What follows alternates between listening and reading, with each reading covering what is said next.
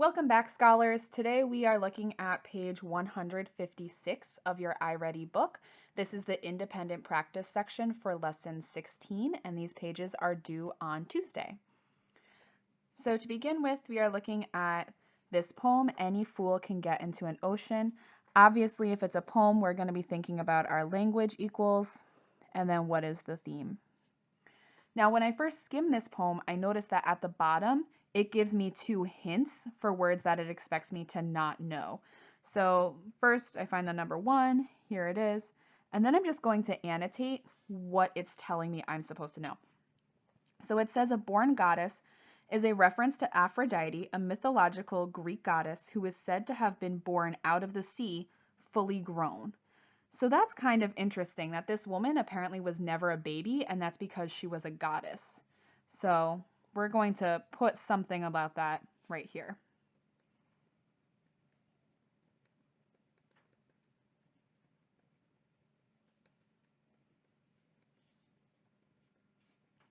So I wrote that she is never a baby.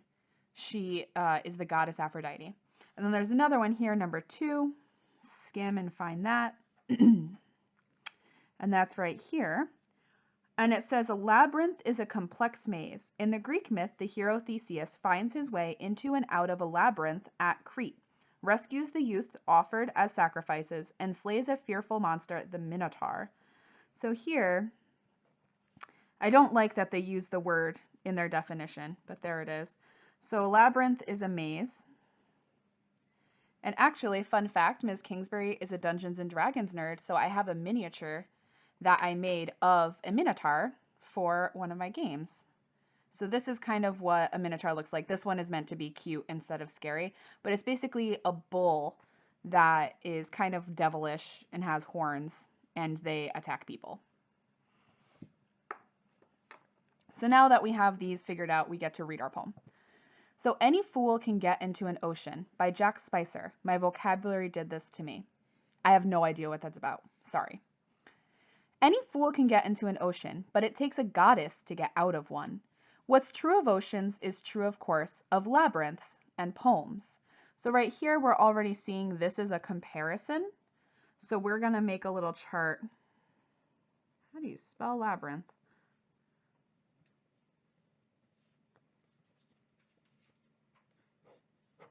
Of what these different things have in common. When you start swimming through riptides of rhythms and the metaphor's seaweed, you need to be a good swimmer or a born goddess, Aphrodite, to get back out of them. Look at the sea otters bobbing wildly, out in the middle of the poem. They look so eager and peaceful, playing out there where the water hardly moves. You might get out through all the waves and rocks into the middle of the poem to touch them, but when you've tried the blessed water long enough to want to start backward, that's when the fun starts. Unless you're a poet or an otter or something supernatural, you'll drown, dear. You'll drown. Any Greek can get you into a labyrinth, but it takes a hero to get out of one. What's true of labyrinths is true, of course, of love and memory, when you start remembering. So here, we know there's a comparison happening, and we're trying to figure out what is in common with the labyrinth, oceans, and poems. So first, I'm just going to write that the labyrinth is a maze, and then for the ocean, that it's strong and dangerous. And then for poems, what does this poem say about poems? And if you skim it, it says, unless you're a poet, you'll drown. So for me, that means that poems are complicated or difficult. And I think a lot of you would agree with that, right? So here, the comparison that's being made is that poems, the ocean, and labyrinths are all dangerous, or that they're all difficult, or that you have to be fantastic to get out of them. Because here it says that a hero gets out of a labyrinth, or a poet can figure out a poem, or a goddess can get out of the ocean. But the goal is that you can figure it out, right? So it's warning you you're going to drown. But of course, we know that with hard work, we can figure out a difficult text. So here, what's true of labyrinths or mazes is true, of course, of love and memory, when you start remembering. So this part is almost a challenge to the reader. So I'm going to read this poem one more time now that we have a better understanding of what it says. Any fool can get into an ocean, but it takes a goddess to get out of one. What's true of oceans is true, of course, of labyrinths and poems. When you start swimming through riptides of rhythms and the metaphors seaweed, you need to be a good swimmer or a born goddess to get back out of them. Look at the sea otters bobbing wildly out in the middle of the poem. They look so eager and peaceful, playing out there where the water hardly moves. You might get out through all the waves and rocks into the middle of the poem to touch them.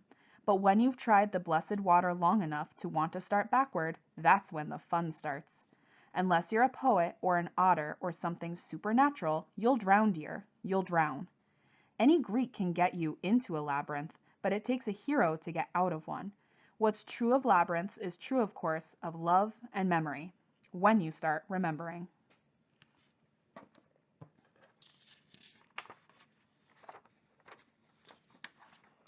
So then these are the questions that go along with this poem. This is on 157. Based on the speaker's analogy, remember analogy is a comparison, how are oceans and poems said to be alike? And then what is the purpose of the speaker's allusion or reference? Allusions are also kind of like inside jokes, like only smart, educated people know what's going on. So if you get the allusions, it means that you're well educated. And that's why writers like to use them. It's because it's like an inside joke for other writers or, well-versed people. What is the purpose of the speaker's allusion to the labyrinth? And again, you can record these answers on the Google form. I made a separate tutorial for how to do that. It's the Google Classroom tutorial that I posted on Saturday because I was getting a lot of questions. It's only about 3 minutes long, so I definitely suggest checking that out if you're not sure how to submit assignments. We are not doing this short response, but we will be doing the short response that's at the end of the next one. Now we're on page 158 for A Trip Over the Rainbow. Before we begin, I wanted to show you the kinds of artwork that this is talking about. So this, which is, doing its little brightness thing, is a painting by Jackson Pollock, who's actually one of my favorite artists. And we're going to be learning more about his style of painting, but it makes a lot more sense when you get a visual of the kinds of artwork that he did. So here we go. A Trip Over the Rainbow on page 158. Reading the questions first, it directs me to lines 8 and 9, so I'm just going to mark those off, 10, 9, 8. And I'm looking for It Seemed Almost Mystical, and goes to master here. And it's asking me an allusion for straw into gold. So that's our first question. Then we have lines 20 through 22. And it's asking me about the analogy. The painting was already a dense tapestry. And then goes to streaks of paint. And I also notice here that we have one of those little superscripts that's going to help us down here. In weaving, the warp is the vertical threads, and the weft is the thread woven horizontally between them to create a piece of cloth. I'm just going to do a little diagram there to help me understand. And then our third question in lines 40 through 45. So that's on the back of this one. So this is almost the whole paragraph. It says, how does the author's use of phrases such as electric power and energy and shivered at its extraordinary effect? So we have electric power and energy and extraordinary effect. It's number 3. And this is number 2. And that way our text is ready to go. So, A Trip Over the Rainbow by Michael Valdez. The sun woke Ben the morning of July 20th, 1951, and he was so excited he couldn't get back to sleep.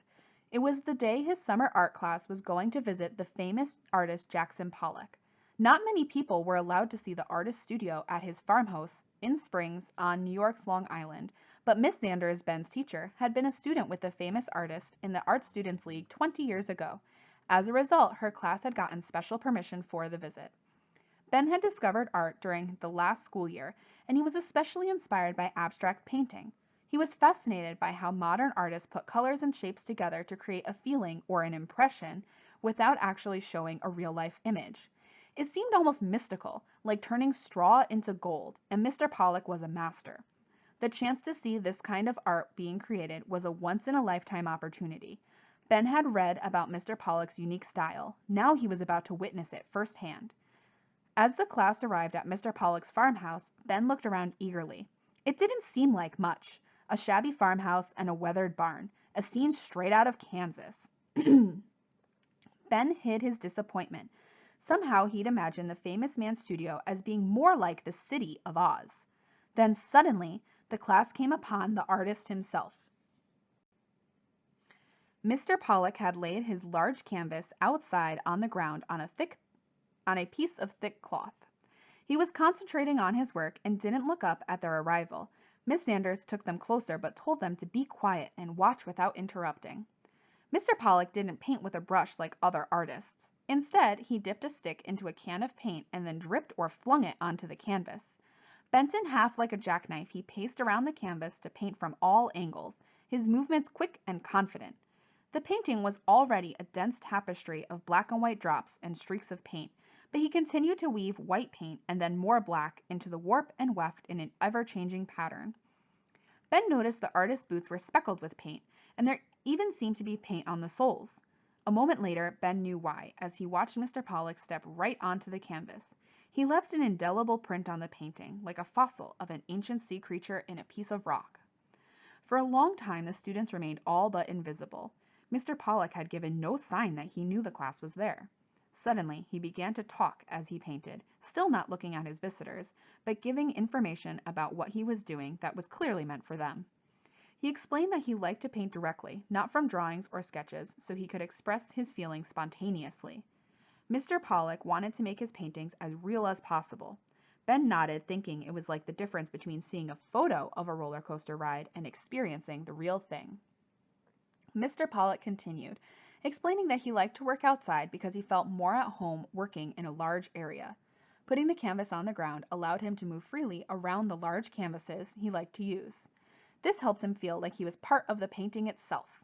He called his style action painting, and Ben could see why. Compared to Mr. Pollock, other artists were statues in front of their easels.